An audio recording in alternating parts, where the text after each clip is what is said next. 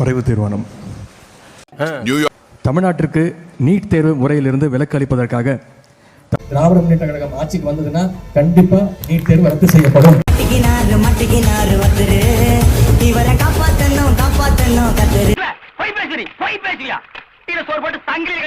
எல்லோரும் தயாராக இருக்கிறீர்களா? தமிழ்நாடு சட்டமன்ற பேரவை நிறைவேற்றிய சட்ட முன்வடிவிற்கு மாண்புமிகு குடியரசுத் தலைவர் அவர்கள் ஒப்புதல் தர மறுத்துள்ள நிலையில் இந்த நீட் தேர்வை சட்டப்படி ரத்து செய்கிற முயற்சி. ஐயோ பாவம், அவரே கன்ஃபியூஸ் ஆயிட்டாரம்மா. காலையில் நம்ம ஒண்ணு கேட்டா நம்மள அசர வைக்கிற மாதிரி ஒரு பதில் சொல்வார் பாரு, அது நமக்கு இங்க புரியாது, வீட்டுக்கு போனா தான் புரியும். இந்த விலக்கை பெறுவதற்காக தமிழ்நாடு அரசு தொடர்ந்து சட்ட போராட்டத்தை நடத்த வேண்டும் என்று தமிழ்நாட்டுல எங்களால நீட்ட மாத்த முடியாது நினைக்கிறீங்களா? வாக்கியத்தை தஞ்சாவூர் கோயில் கல்வெட்டுல வெட்டி வச்சிட்டு பக்கத்திலேயே நீ உட்கார்ந்துக்க. உனக்கு சாத்தியமுறையில் ஆராய்ந்து விட்டேன். நீட்டை ரத்து செய்வதற்கு சாத்தியமே இல்லை. அப்புறம் என்னத்துக்கு தமிழ்நாட்டுல வந்து தீர்மானம் போட்டா? யாரை ஏமாத்த? இந்த அனைத்து கட்சி கூட்டம் ஒருமனதாக தீர்மானிக்கின்றது.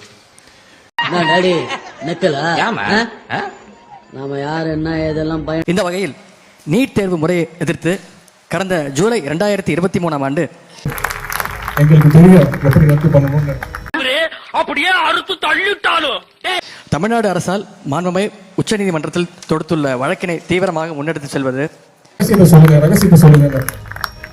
தெரியுண்டா எனக்கு என்னென்ன வேலைக்கு எப்படி எப்படி முடிய டைப்பா மாத்துவேன்னு எனக்கு தெரியும். நமது சட்ட முன்வடிவிற்கு ஒன்றிய அரசு ஒப்புதல் தர மறுத்துள்ளதை எதிர்த்து நம்முடைய தலைவர் தலைமையிலான ஆட்சி அமையும்.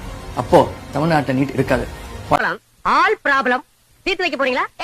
யார் சார் வரே? இவரை தெரியல. டேய் இவரை தெரியலையே. இவர்தான் பிரிட்டிஷ் இளவரசர் சார்லஸ். ரகசியம் ஒண்ணும் இல்ல. தைரியமா எங்களுடைய கல்வி உரிமை பறிக்கப்படும் போது குரல் கொடுக்கிறோம்ல, அதுதான் இந்த ரகசியம். தேவைப்படும் புதிய வழக்கு ஒன்றினை மாண்புமிகு உச்சநீதிமன்றத்தில் தொடுப்பது உள்ளிட்ட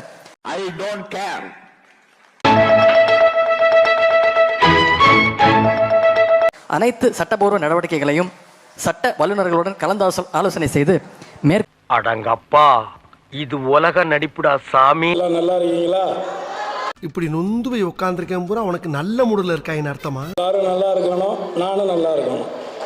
இதுல ஒன்னும் குறைச்சல்.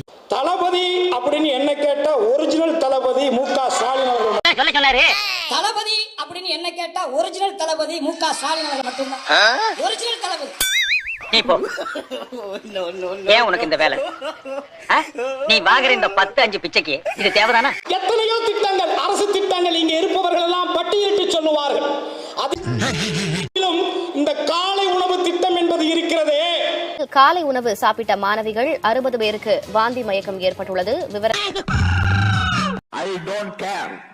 என்னை போல் உங்களை போல் அடிவளத்திலே பிறந்து அடுத்த நேர சொத்திற்கு வழி இல்லாமல், உண்ண உணவில்லாமல், உடுத்த உடை இல்லாமல், இருக்க இடம் இல்லாமல் அழுகின்ற அந்த லட்சம் மக்களுக்கு தான் தெரியும் அதனுடைய அருமை, அதனுடைய மகத்துவம்.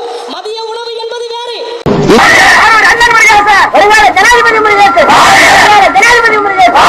இங்க படுத்துற நிமிஷம்னால தாங்க முடியலையே, தலை வலிக்குதுடா. கொஞ்சம் ஓவரா தான் போய்கிட்டு இருக்கோமோ. போவோம்.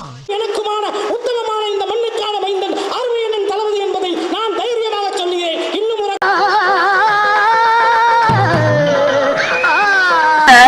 வாங்குற காசுக்கு மேல கூறாடா கொய்யா.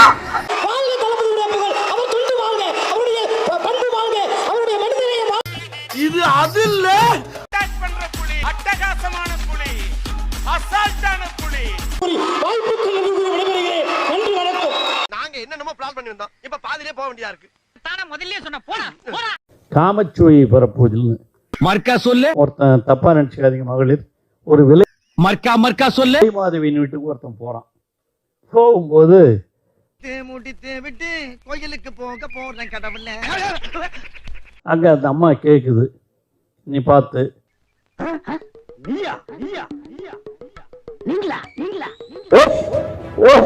போறீங்க.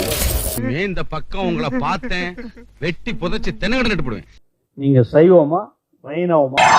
என்னப்பா இப்படி மாட்டிக்கிட்டீங்களே? ஒண்ணும் இல்ல, சைவம்னா இப்படி, வைணவம்னா இப்படின்னு. அவனை சொல்லி நிறுத்துங்களேன்டா. அவன் நிறுத்துற அந்த லூசுக்கு மட்டும் வந்துட்டே இருக்கான். ஒன்னும் புரியல. சைவம்னா இப்படி, வைணவம்னா இப்படி. வாயா உனக்கு என்ன வாய்? தோல் வாயிடா, தெரியல? அப்போ சாவு என் கையில தான்டா. படுத்துக்கிறது. நான் பார்த்தா எரியவே எரியுமா? நான் ஒரு அடுக்குமொழிக்காக போட்ட சொன்ன வார்த்தை சொன்னா எல்லாரும் குடும்பத்தோட நாக்க பிடிங்கி சாகணும். வைணவம்னா நின்னுங்கிறது.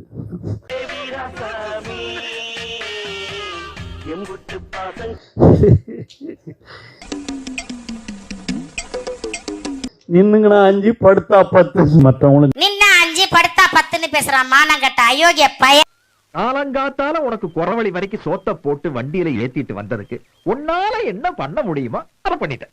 மதுவிலக்கு கொண்டு வருவோம்னு இந்த தேர்தல்ல நிச்சயமா யாரும் சொன்னதாக எனக்கு தெரியல. எனக்கு நீங்க எப்ப வந்தீங்க? என்ன நீ பார்க்கவே இல்லையா? இல்லையா சித்தப்பு? அம்மா என்ன அம்மா நடிக்கிறம்மா நீ. இந்தியாவிலேயே அதிகமாக இளம் விதவைகள் இருக்கக்கூடிய மாநிலமாக தமிழ்நாடு மாறிக்கொண்டிருக்கிறது. பேசி பேசி சிரிச்சு சிரிச்சு செஞ்சிட்டல சும்மா கீழிட்டல. இளம் விதவைகள் ஏன்னா இங்க குடிப்பழக்கம் ஒவ்வொரு நாளும் மதுவுக்கு அடிமையாக கூடிய அந்த நிலை அதிகரித்தே கொண்டே போகுது. மதுவிலக்கு கொண்டு வருவோம்னு இந்த தேர்தல்ல நிச்சயமா யாரும் சொன்னதாக எனக்கு தெரியல. புரியாத்தனமா பேசிக்கிட்டு இருக்காரு. திமுகவுடைய முதல் கையெழுத்து மதுவிலக்கிற்கான கையெழுத்தாகத்தான் தலைவருடைய முதல். பேசி பேசி சிரிச்சு சிரிச்சு செஞ்சிட்டல சும்மா பத்தி இந்த அரசாங்கத்திற்கு அக்கறை இல்லை, கவலை இல்லை. எல்லாம் பயங்கரமா டெவலப் ஆயிட்டு இருக்காங்க. நாம தான் இன்னும் அப்படியே இருக்கிறோம். உலகத்துல தோசையை திருப்பி போட்டு பாத்திருக்கேன், இப்ப இட்லியவே திருப்பி போடுறானே. விதவைகள் தமிழகத்தில் அதிகமா எண்ணிக்கையில் அதிகமா இருக்காங்க. இப்ப கம்மியாயிட்டாங்களா? இல்லங்க பரம்பரை தெரிஞ்சதெல்லாம் நேர்மை கருமை ஏர்மை.